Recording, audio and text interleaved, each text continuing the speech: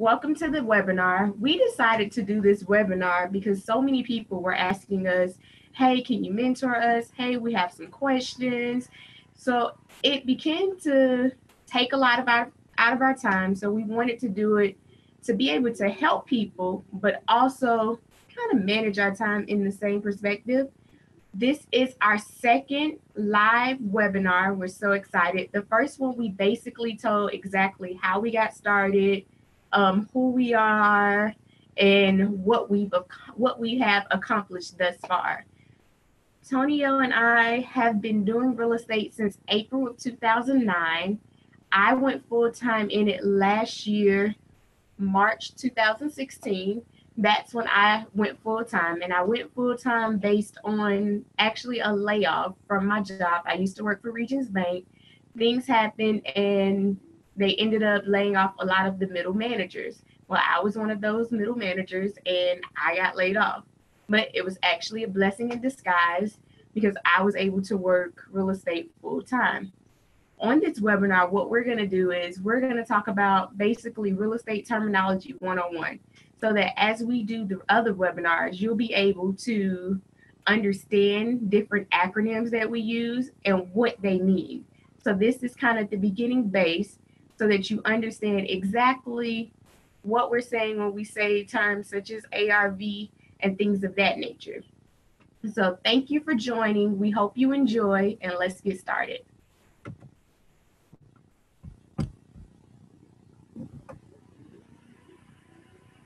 Real estate terminology 101. ARV. What would you say is the definition of an ARV, Antonio? ARV, this is the value of the house once it has been repaired in tip-top shape. The ARV often helps investors determine what their exit strategy will be. With the ARV, in a nutshell, what will the house sell for in tip-top shape once it's been repaired, move-in ready, new paint, new flooring? What's the top of the market in that area? That's basically the ARV, after repair value. And in the real estate world, ARV is thrown around a lot. And when that term come up, know what it means, know what they're saying, so that you can understand what's going on.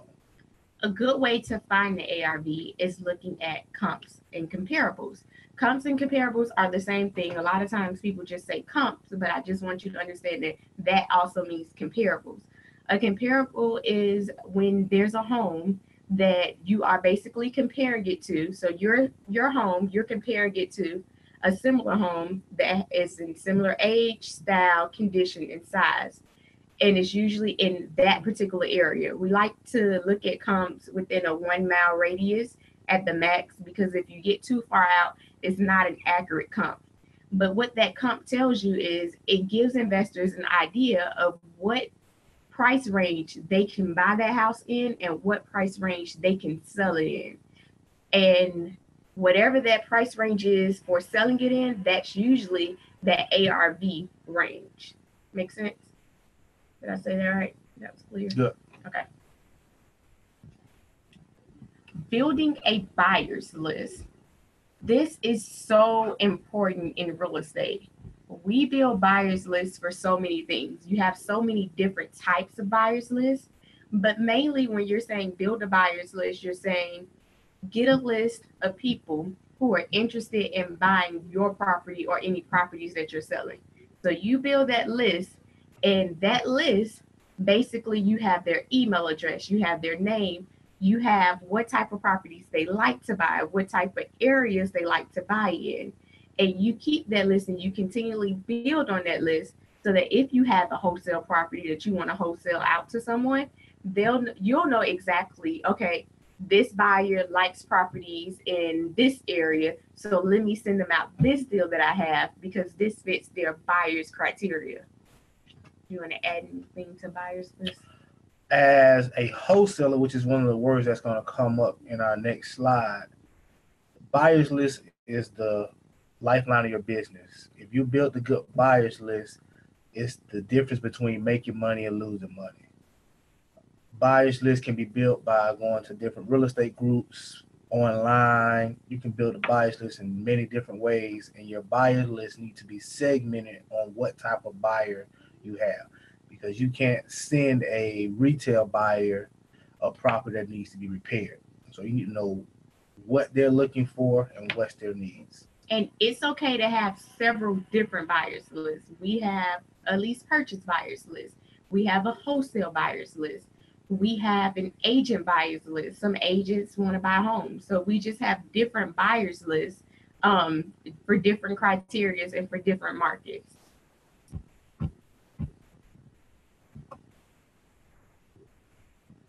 Wholesaling and co-wholesaling. This right here gets a lot of people confused. I'll let Antonio explain it, and then if he doesn't mention my keyword, then I'll jump in and explain it. Wholesaler. Basically, the wholesaler is a middleman. What the wholesaler does is find a buyer who wants to sell at a certain amount and finds a seller who wants to sell at a certain amount. And for that transaction or that connection, they charge a wholesale fee. And wholesalers are very popular. Wholesalers are all around us. Mm-hmm. You can co-wholesale, which means if somebody else has a buyer and you have a seller, you can split the wholesale fee. Wholesaling is where a lot of beginning investors start. And basically you're selling the contract, not the property. So you're not responsible for any of the repairs, you're not responsible for the financing. What you're responsible for is finding a buyer who's interested that can close the deal. That's exactly right. He explained it perfectly. I can't even argue with that. Assets. Now, when you're working for the bank, they tell you that an asset is your car.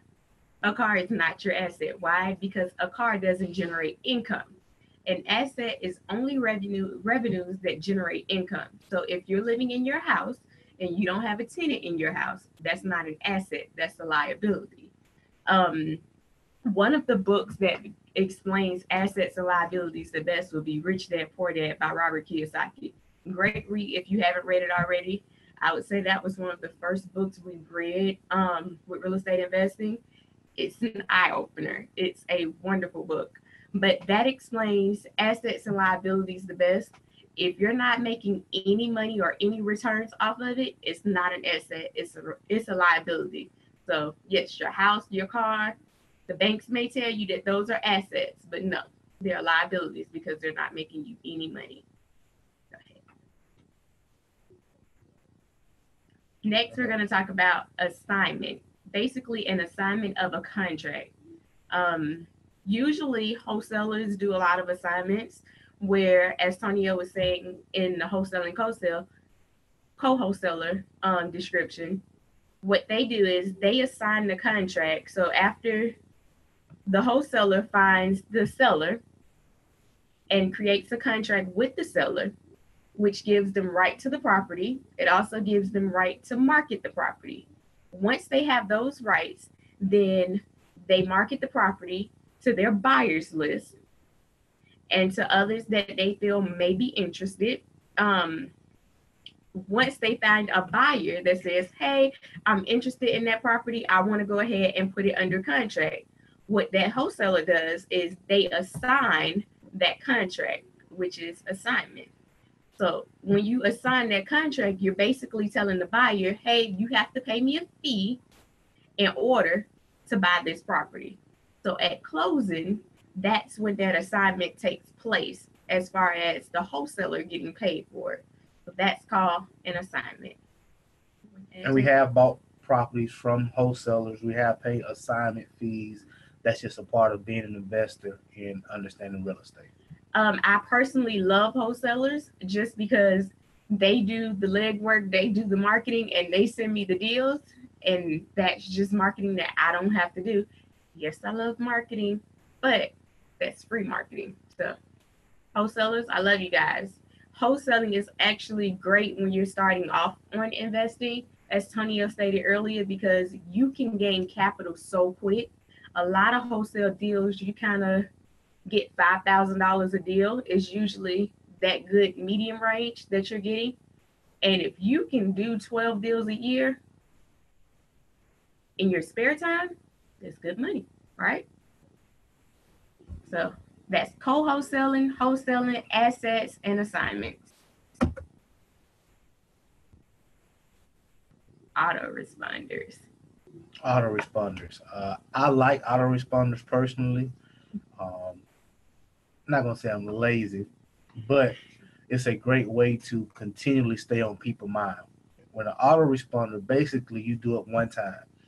You set it up, and there are continual emails going out every so often. It's depending on how you set it up, whether it's every 3 days, every week, every 7 days, but it's preloaded emails that get sent out on a schedule that you don't have to do. Once you do it one time, it's set up and it'll continually send them out. And that's how you get a lot of deals, because that's a great follow-up system. And in real estate, if you have a good follow-up system, you'll get a lot of deals. I personally love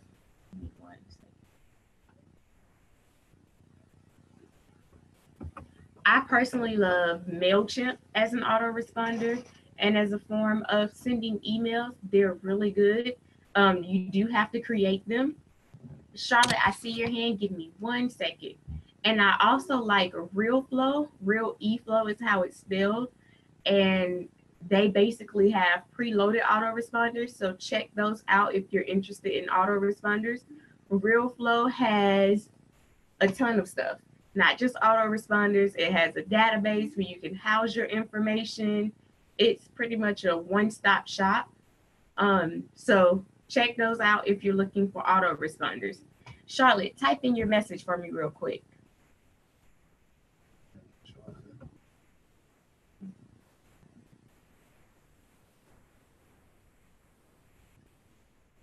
As you're typing it in, we're going to go ahead to landing page and squeeze page. A squeeze page is a form of a landing page. Basically, it gives clients the ability to opt in and put their information.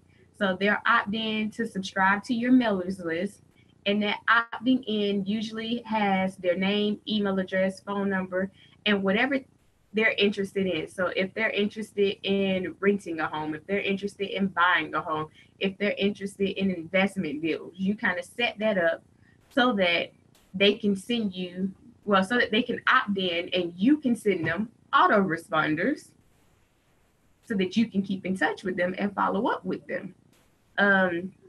If you want to check it out, our squeeze page is www.denmark, DENMARK,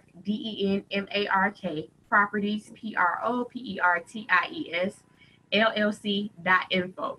And what that does is it captures the client's information, it gets some information from them, and then from there, we got sidetracked from LLC.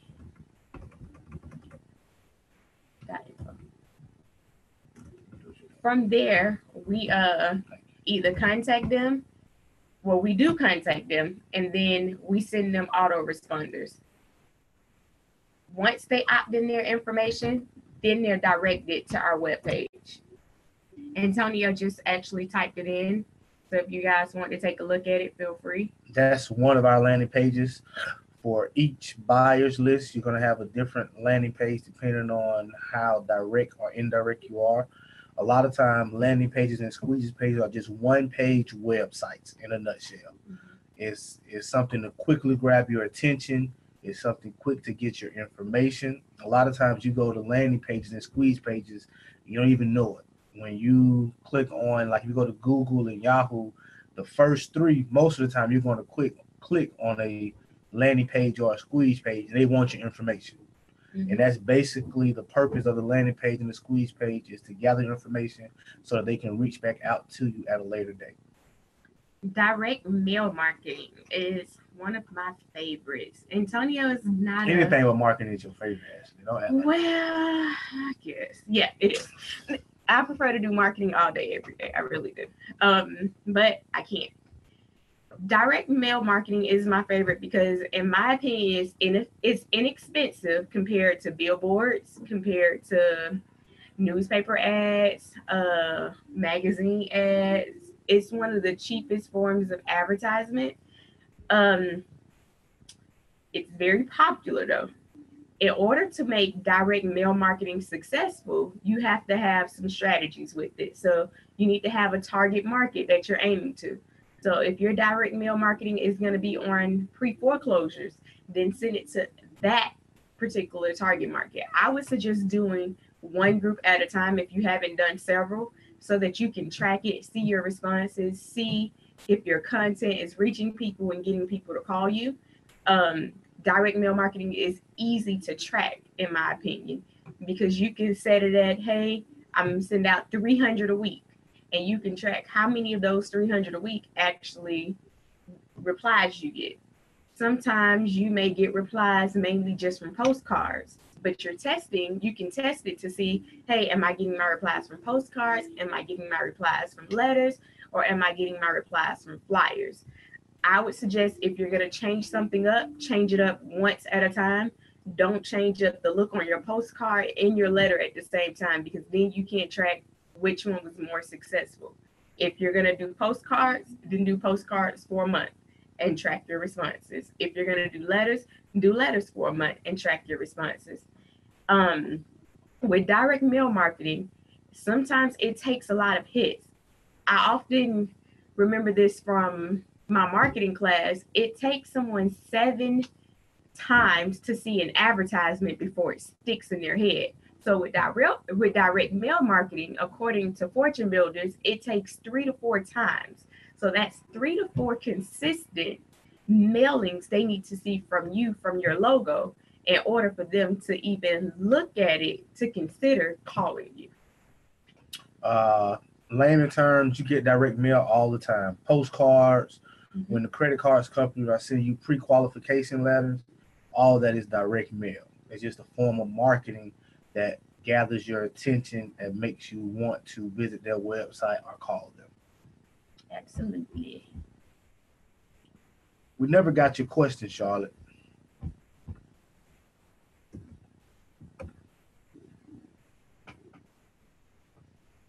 You can touch on that. Buy and hold properties. What are buy and holds? Buy and hold. Buy and hold is actually where we started our business, and basically, buy and hold is rental properties. When you buy the property and you have a long term vision for the property, that means you're holding the property for the long term and you don't look to get rid of it anytime soon. Rental properties are the best form of buy and hold. Yeah, many investors believe that you buy low so that you can sell high. So they're buying low, holding on to it, getting some income coming in each month for it, and then once the market goes up, then they can sell it at the market price because they bought it low. So buy low, sell high is kind of a good strategy for buy and holds. Appraisals. These can be very tricky. An appraisal is basically another form of an inspection, and that inspection basically determines how much the house is worth. So if you're selling a home, that appraisal will say to the bank, hey, you can pay this much for the home because this is what it's worth based on the comparables around the area and the state that it's in. Appraisals and ARVs go hand in hand. As investors, we look at things to the top of the market, looking for the ARV a lot of times, and a lot of times appraisal will come in and kind of go to the bottom of the market. So you need to understand what appraisals do and how they look at properties to help determine a better ARV for your market. See, Erica, thank you for that comment. See, Erica's question was, will you guys be making the PowerPoint terminology public or send it to those who may want it? Absolutely. What you can do is send us an email at dphomebuyer@gmail.com. Again, it's DP, D as in dog, P as in Paul, home, HOME, buyer, BUYER, @gmail.com, and we can send it out to you.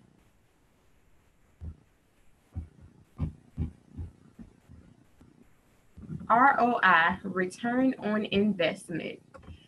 Return on investment is basically how much money will the investor profit at the end of the investment. So how much money will be made in the deal. Um, Sometimes your flips have the highest return on investment, or would you say, yeah, your flips, right? Yeah. Your flips has the quickest and highest return on investment. Your buy and hold can have it, but it just takes a while to get that return. This is major when it comes to wholesaling a property. Investors want to know, hey, am I going to have a return? What's my return going to be? Is this deal worth it? So ROI is your return. Whenever you hear us say what's the ROI, what's the return, that's what it is. ROI is a universal term so that you can compare different investments. Stock market has a return on investment. Mm-hmm. Real estate has a return on investment. If you're investing in loans, you can calculate return on investment and compare it to all sorts of investments. So it's good to understand what it is and how to calculate it. How to calculate it is tricky, but that's another webinar. That's all Antonio. That's not me. Class breakdowns. Now, this is the simple class breakdowns. If you Google it, it's going to be a lot more intricate, but this is what I would say class breakdowns for anyone. I wouldn't say dummies, I'll say anyone. A class. A lot of investors, you'll hear them say A class, B class, C class, D class, and you need to know what they're talking about. So A class basically means that 90%, the area is 90% homeowners and 10% renters. Those are usually high areas. Those are your flip areas, because not many people can afford rent there in that area, and rent is usually high in A class areas. B class is 75% homeowners and 25% renters, where you got a little bit more, but it's not completely renter area just yet. C class, 50-50. Some of them are renters, some of them are homeowners. D class is mainly your rental area. That's when it's 90% renters and 10% homeowners. A property can be a AB class. It can be a BC class where it falls in between. It can also be a CD class. It can never be an AD class because those are too far from each other. You want to add anything? Basically, every house is going to fall into one of these four categories. And it's basically the location and the price of the house.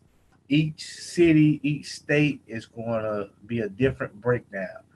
A lot of times you'll hear people say, hey, I want to buy my rental properties in B and C class because it's less headache. Whereas if I buy in a D class, it's a lower end property. It's going to cost less. You're going to get good returns on your investment, but a lot of times you're going to get headaches with the D class properties. And we do have D class properties, and that's how we started our business. We're slowly moving up. But if you're like us, if D class all you can afford, then you buy D class. Mm-hmm. You whatever you gotta buy to get your real estate portfolio built and going, that's what you do. I agree. Questions and answers. So I want you guys to raise your hand if you have a question, or you can type it in, hey, I have a question. And what I'll do is I'll give you the opportunity to show your face. I'll unmute you, give you the opportunity to show your face. And if you want to show your face, we can go from there. If you don't, then you can just type in your question and we can go from there. This is your time. This is your time to ask everything that you need. Amanda, I see you raise your hand. Give me a second. Sierra had the first question to come in. If you're doing research on your own, where would the class breakdown be? The census report is a good place to go get the breakdown of what's going on in your area. It's more than likely it's public knowledge. You just got to research it and you can look for it online. I agree. Kathy S. said, I am in the process of retiring in a couple of years, and I wanted to know which area of the real estate market to supplement my income without taking a huge risk. You can be a private money lender. I think That's not taking a huge risk. And I would say some C and D class properties wouldn't be taking a huge risk. Just I some buy and hold. I think C class is kind of the sweet spot when you're talking about low risk investments. B class also, but when you get in C and B class properties, you're not going to get a great cash flow, but you will get a better quality tenant and a better quality house. That's the difference. And along with that C and B class, going to come a bigger price point. So it's all about what you can afford. Amanda, I'm gonna go to you. I'm gonna see if I can get you to start your video and unmute you. Can you give me a chance to let people see if we answer their question? Yeah, you're right. Amanda, can you hear me?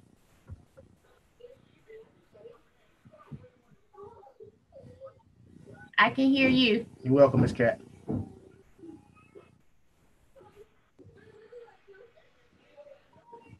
Close this door. Close this one, Michael. Amanda, I can't hear you. I'm gonna go ahead and mute you, and you tell me when you're ready.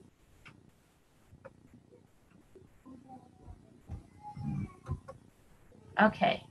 Devontae, you said, can you talk a little bit about private money lending?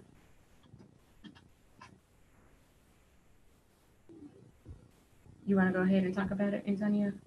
Well, me to talk about private money lending. In real estate, you basically have two forms of financing. You have hard money loans and private money lending. Hard money loans are people who charge high interest rate loans and high points. Generally, they're people you do not know. It's companies that specialize in lending you financing on real estate as a whole, and they lend on a particular property. With private money, it's generally somebody that you have a relationship with or that you're building a relationship with.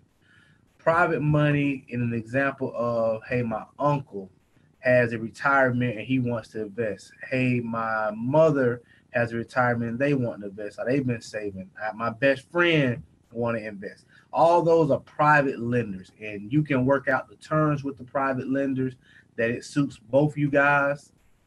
But that's the biggest difference between private and hard money. Hard money, the terms are set. There's really not much negotiation, and it's going to cost more. Private money is usually going to be a little cheaper because, for one, they know you, and for two, you're giving them more bang for their buck than they're getting in the bank. Awesome. Devontae, did we answer your question? Sure did. All right. Thank you. Do you have any other questions? I'm good. Okay.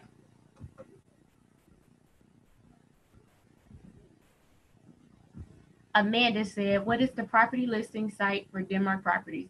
If you go to denmarkpropertiesllc.com and go to the property listing page, you'll see our lease purchases that we have available and our rental homes that we have available.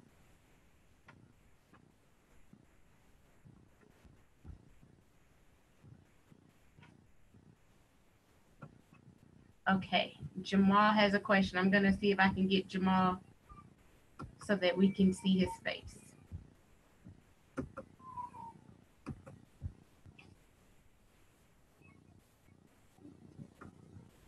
Huh? I don't want to turn the video to the wall. Hey, Jamal. Yeah. There you go. You talking? Hey, Hey, Jamal. guys. How are you? I'm good. Don't be shy. So my question was in regards to the mailing aspect with the direct mailing, is that cost efficient? Like, I mean, considering that it's paper, so you're paying for that. When it comes to that attribute of things, would you be biting off more than you can chew with that, or would you rather go with the system with the email? I like the system with the email, but would you rather go that route, or would you rather take both routes? Which one is more effective? I'll put it that way. It kind of depends on who your target market is.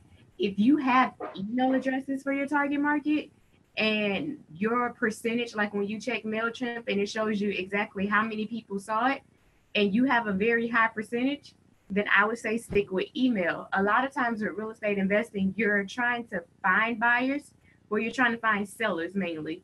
So if they're in pre-foreclosure, you may not have their email address. There are a few sites like Spokeo. That's a good site for skip tracing. It's not 100% accurate all the time, but it may help you to find their Facebook page, and it may help you to get their email address. But think about it, most people change their email addresses quite often. So it's a chance that that email won't get delivered to them versus you finding their address on the tax property card where it shows exactly where those taxes are sent to each year.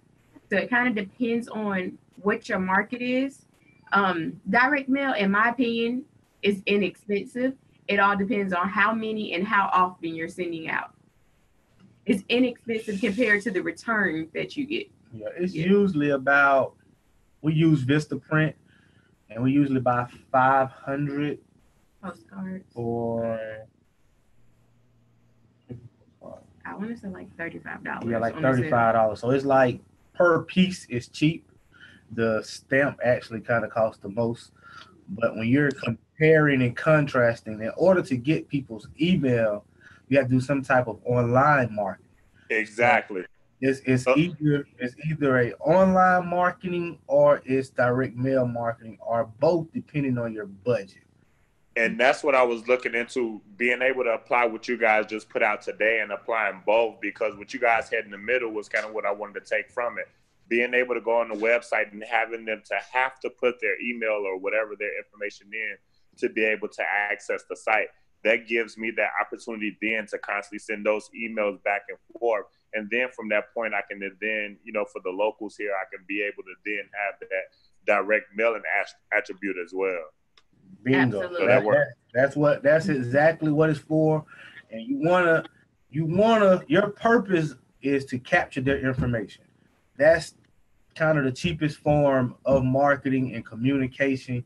If they can go on your website or they can go to your landing page, then you capture the information. That's instant contact, and you're good at that point. And it all depends on what your budget is, because sometimes you can advertise on Facebook, and we advertise on Facebook and we send everybody to our landing page. And from our landing page, you go to our main website to whatever we're either selling or buying your property. So we do both. Both have had good success rates. It's just a matter of what's working for you. Mm-hmm. Okay. But you test it. You have to test it. Definitely sounds like an opportunity. Thank you, guys. No You're problem. welcome.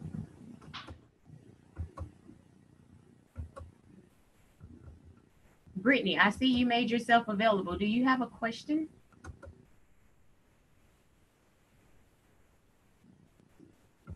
Brittany, do you have a question before I go to the next one? Okay. I'll keep Brittany on just in case. Devante, I'm going to go ahead and unmute you so that you can ask your question. I'm unmuted. Yes. Yeah, well, hold on 1 second. Why your background so dark? You look like What's- Dark Vader. All right, my question. My question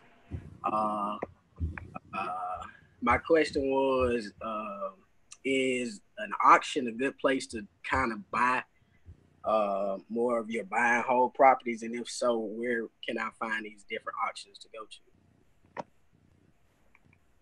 to? Auction is actually a great place to buy any type of property. You can do foreclosures at the courthouse steps. You can do Hudson and Marshall. That's an online auction for foreclosures. You can do Auction.com. Those are foreclosures. I'm gonna say Hubzu. Hubzu, HUBZU.com.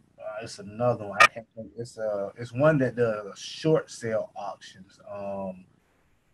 XOME. XME. Yeah, they do short sale auctions. So auctions are a great source. You just have to do your homework. And a lot of times with auctions, when you bid on, you got to know what you're bidding on and that you really want the property, because they're gonna ask for cash down immediately. So if you walk away from the deal, a lot of times you're going to lose that cash. All right. Well, one more question. When you are at auction, if you've been to one, sir or ma'am, what do you think the main competition is? Do you think it's mostly rental properties, or is it just kind of a mix of everything? Where is most of the competition coming from at that auction? Usually a deal period, more so of your B and C class, in my opinion. I think we were able to slip and get a bunch of D class at auctions and nobody else really wanted them. I think the first two houses we got, nobody really wanted them. We probably, nobody wanted them at all, as a matter of fact. Probably had two competitors, but that was it.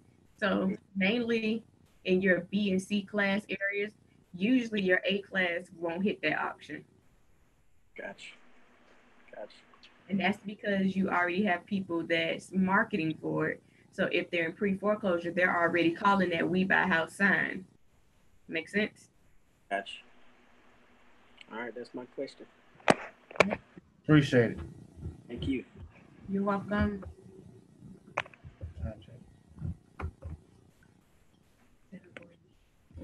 All right. Any other questions?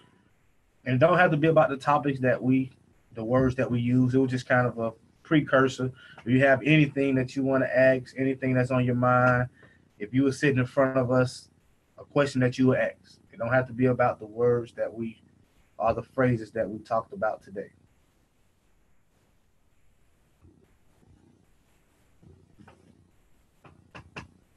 If I wanted to invest in a property this week, how much cash would I need? I see this person is unavailable for video. It depends on the property that you want, depending on the cash that you'll need. If you're doing a hard money loan, you'll need about 20% of the down payment for it. If you're getting a hard money loan, if you're getting a private money loan, it's basically how much your private money lender is willing to lend. If you're doing a cash loan, how much cash do you have? In the Birmingham market, we use a term called all in, and that's basically your purchase and your rehab. That's how much you're going to be all in once the property is ready to either sell or rent. That's the term we use. The lowest you're going to be is about 20,000 all in the Birmingham market if you're doing cash. A lot of hard money loans or financing companies, they won't finance properties for under 30, 40,000. So you have to kind of have cash for them. But if you're looking for the higher end, 20% down. If you got the credit and the financial stability, 20% down will work. So that number can fluctuate. Okay. What's that Facebook question? What is the risk of buying text stock? We haven't answered it. The risk is depending on the state, every state has different laws. In the Birmingham area, well, in the Alabama state, it's basically at 3 years, you can buy the property. At 3 years of being the owner being behind on their taxes, you can buy the property taxes and have rights to move into the property. However, you don't have full rights of the property until 6 years. Some states like Georgia, it's a year. It's a year. Florida, I think, is immediately. Yeah. South Carolina, about a year. South Carolina is a year. So it all depends on your area and your market. And in those areas that is only a year, there are a lot of competition for them as well. The risk is they can always come back and get it.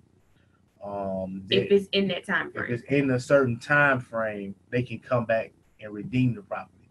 Now, they will have to pay what's called preservation improvements, but the thing that we're finding out is that preservation improvements are really a he said, she said game.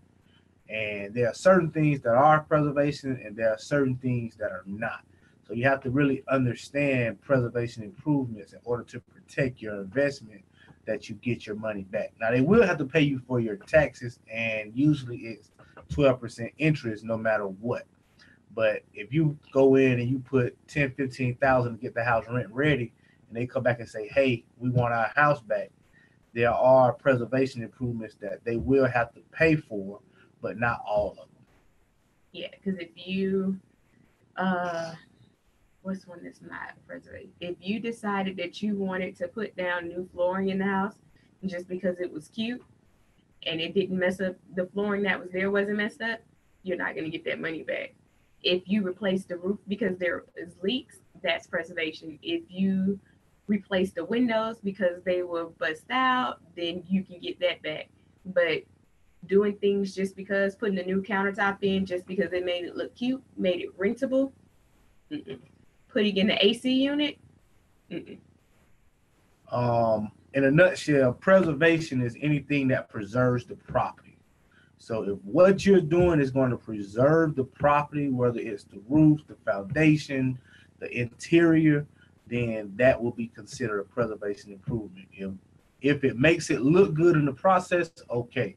But if you do it just to make it look good, then you won't get that money back. So be very careful. Tiffany, I see that you're ready. I'm going to unmute you. Go ahead. Hi. So I see a lot of We Buy Houses signs, and I was wondering, I don't know if you all market that way, but I was wondering if that's a good way to find homes, like houses that you all may be interested in, or have you found it not really helpful? I would say it's definitely helpful. You have to have a lot because you have to cover an area or the areas that you like. So you have to have a lot, and you have to frequently go and check to make sure your signs still up, because code enforcers actually take the signs down. So Really? yeah, it's illegal to put the signs up. Oh, okay. Okay. Yeah. So you're not supposed to have them up. And if you do have them up, that's a plus if you can keep them up. But they are helpful. It gets the phones ringing. You just have to be on your P's and Q's so that you're answering the phones, you're filling those leads, and you're actually fulfilling your promise if you say can pay cash in 24 hours. Depending on what your sign says. On the flip side of that, we learned from fortune builders that as a wholesaler, you ride around and you take all those numbers down and you call those people so that you can get added to their buyers list and they can add you to their buyers list. That's one of the best ways to build the buyers list, is by people who's actively advertising for properties. Gotcha. So it's definitely good to call them and talk to them. Sometimes we think competition is a bad thing, but working together will go a long way. Because you can co-wholesale on a property, or you can buy a property from them. Gotcha. All right, thank you. You're welcome. Time check.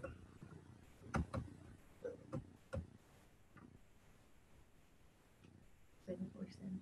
7:47. Okay. If you have more questions, we'll stay. No pressure. If you want to go, no pressure. We try to do 45 minutes so that it's convenient to everybody. But for us, we're here. We're available. If you got questions, keep them coming. If you want to go, see you next time. The next webinar is July 27th, same time. Same place. Same place. We're not going nowhere. If you have a topic that you would like for us to discuss, you can email it to us, or you can put it in the chat right here, and we can set that up as one of our topics going forward. Thank you, Sierra. And we can go from there so that you guys can learn. Amanda, send me an email, and then I'll send you the link, just to make sure you're spelling it correctly to get it to show. Any other questions, you guys? Fire them away. Fire them away.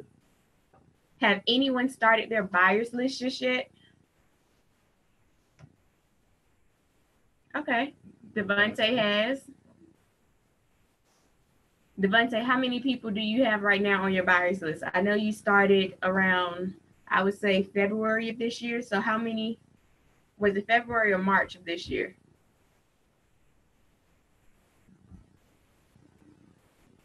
I'm going to unmute you so you can kind of speak on it. Am I unmuted? Yes, you're unmuted. Oh, I started in February, and so far 36. And it's kind of a mix between wholesalers and actual cash buys. The ones that I kind of had the most success with, and the ones that kind of constantly just keep in contact with me the most. I want to say some of them names, but one is a wholesaler that you guys might be familiar with. And one of them is an out of town. One of them is an out of town investor. Well, actually, two of them are out of town investors, and then one of them is just he's an in town investor. I know I was talking to you about a week ago, and you were telling me about a gentleman who does something similar to us, and that he focuses on wholesaling. Is there any way you can tell us his name and maybe write it in the chat so that if people wanted more information, they can go check his page out and see what's going on with him? We're all about helping people and giving them more knowledge. Okay, I definitely can. His name is Ty Taylor. He basically does a good job of pretty much showing on YouTube. He's got a YouTube channel. He kind of does webinars and just different. He's got a series of free videos, basically telling you the ins and outs and the do's and don'ts of wholesaling. And that's just basically single family, commercial, and even retail. He also does retail wholesaling as well. So if wholesaling is pretty much what you want to do, he does a good job of kind of breaking it down and getting you started on his site on YouTube, or his channel is called Flipman. You can search him at flipman.net.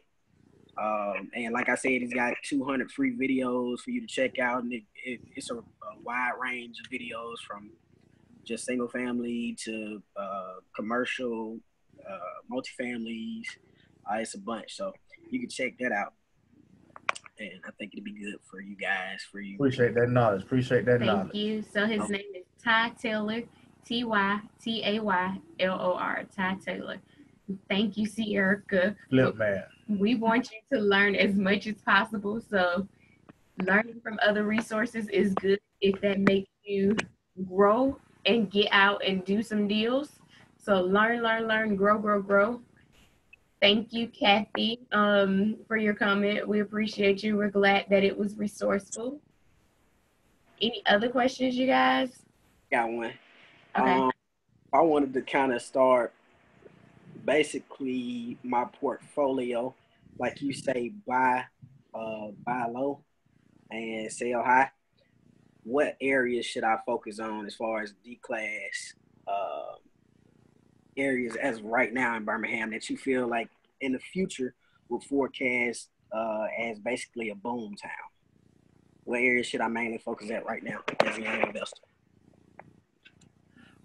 Two areas, in my opinion, that I've heard a lot and that I see for my own self that will probably be buy low now, but could be sell high later, 5 to 10 years down the road. The first area is Eastlake. That's a great area to invest in. You get solid houses.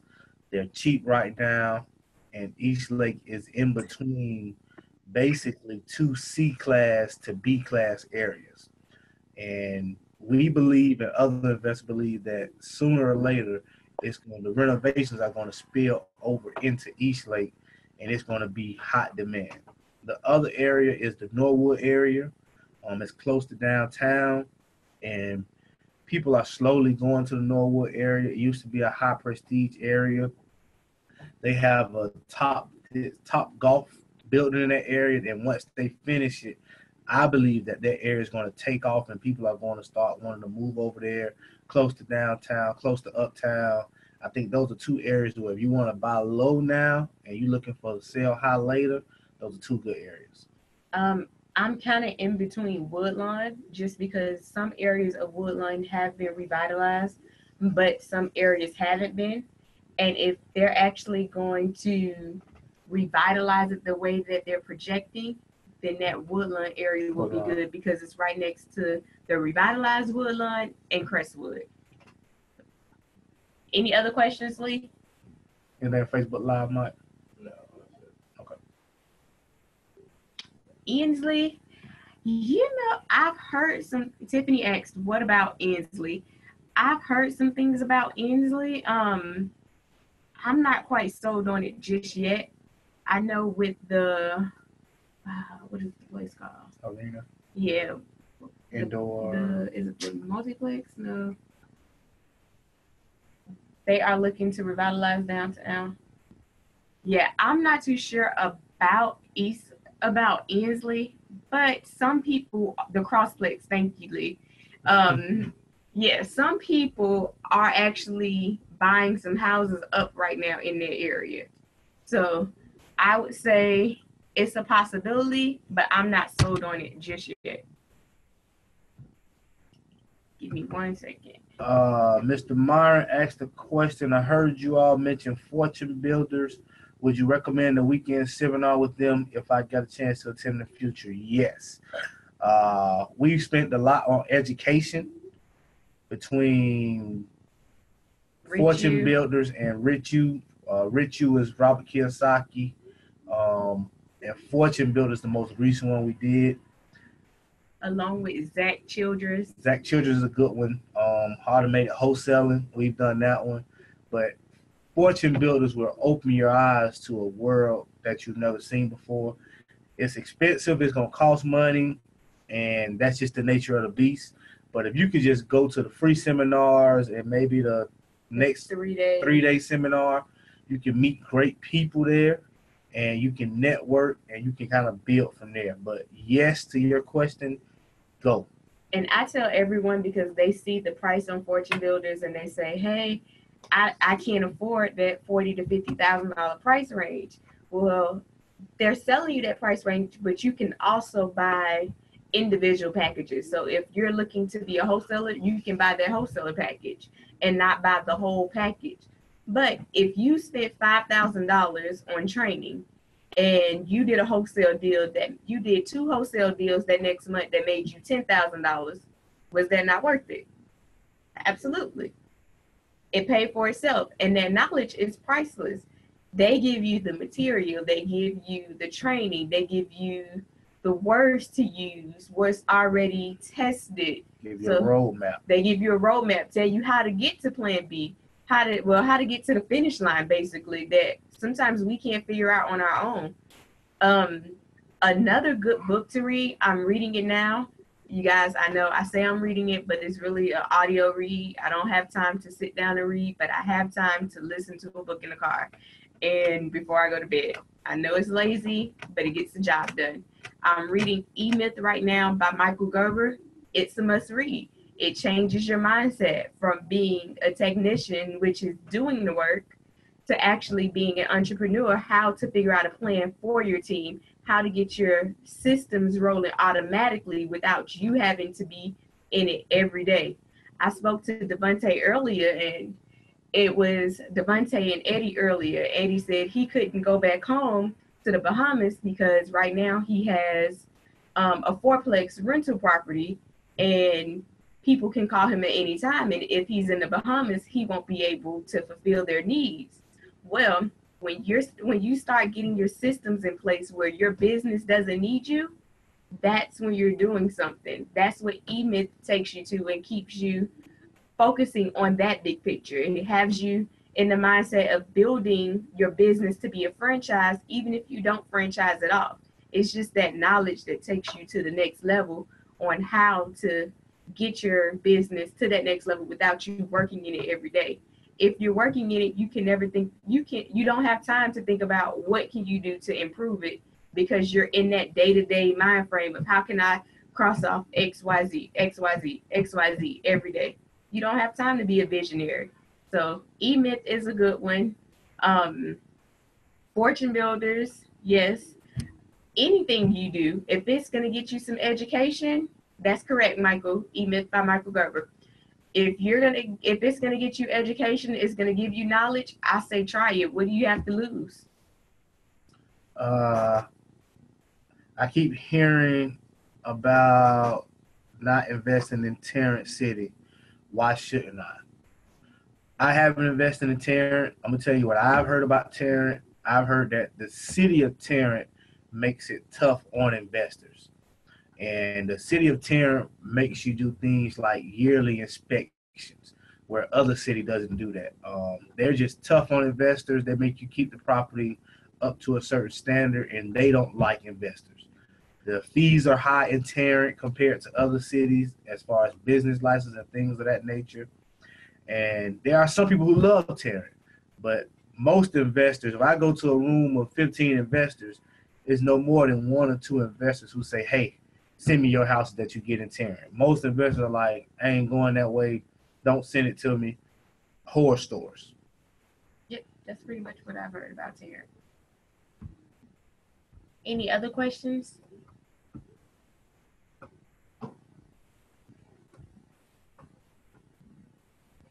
All right, you guys. Thank you very much for attending our second live webinar. It's still a work in progress, and it only can get better with your help and your comments and your support. Don't be afraid to email us at any time. Any questions you get, email it to us. It's the quickest way to communicate with us. I agree. And if you want to email us and shoot us out your phone number, if we don't have it already, that would be great. So that way we can keep you guys in the loop. We're debating right now if we're going to start a group meet just for mentorship, just so you can send us your daily questions and anybody in the group can kind of help and facilitate with answering those questions so that it can be a team effort. We're going to pray about it, basically. So if God leads us to it, then we'll let you guys know. And if you have any topics, shoot it out to us. You can email us. Our email is at the top of the screen. Again, it's dphomebuyer@gmail.com. And we can go from there. We will hopefully post this up tonight or tomorrow. I think that's when Michael gets in, so it'll probably be tomorrow if you guys want to see it, or you can see it on Facebook Live if I'm not mistaken. So if you guys don't have any more questions, okay, Myron, we'll definitely pray about it. You can subscribe to our YouTube channel at Denmark Properties LLC. Like us on Facebook at Denmark Properties. Follow us up on Snapchat. We're just growing that page. I haven't mastered that just yet. Twitter, DP Homebuyers, and on Instagram, Denmark Properties _flippers. And call us if you want. We'll talk to you soon. See you on July 27th. And thank you for joining. Thank you very much.